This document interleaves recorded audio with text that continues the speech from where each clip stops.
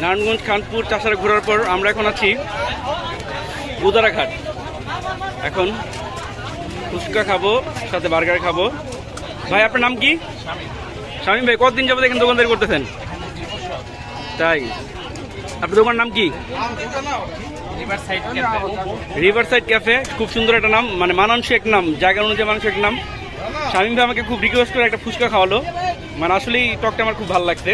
যেহেতু আমরা প্রথমে চেয়েছিলাম যে চটপটি বা বার্গার খেতে, কিন্তু এখন সিদ্ধান্ত চেঞ্জ করে ফুচকাতে চলে আসি। এই দেখেন ফুচকা বানানো চলতেছে, হাতের স্পিডটা দেখেন।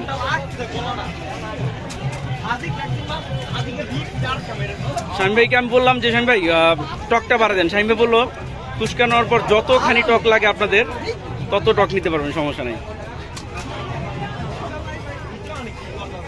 দোকান কয়টা থেকে কয়টা খোলা থাকে শামীম ভাই?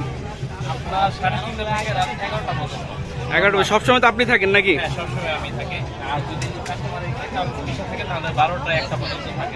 তাই, ব্যবসা কেমন চলতেছে শামীম ভাই? যাক আলহামদুলিল্লাহ, শুকর আলহামদুলিল্লাহ। আর বাসা কোথায়?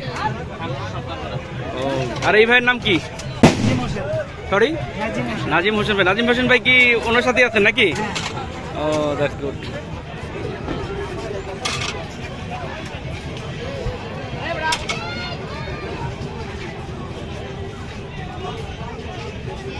ডিম দিচ্ছে,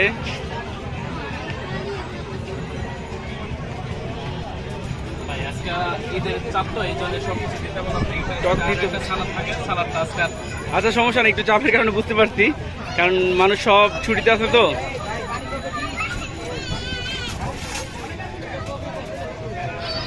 জাস্ট ভিউটা একটা দেখেন, এই হচ্ছে দোকান, আর অনেকগুলো দোকানের মানুষ দেখেন, প্রচুর মানুষ। কফি টফি সব কিছু পেয়ে যাবেন এদিকে। ওই যে আমার ছেলে হাঁটছে হলুদ গেঞ্জি পরে, আয়ান, আগিনা টাগিনা সবাই চলে আসছে আমরা এখানে। ভাই এক নিচ্ছি। এই যে আমাদের ফুচকা রেডি, থ্যাংক ইউ।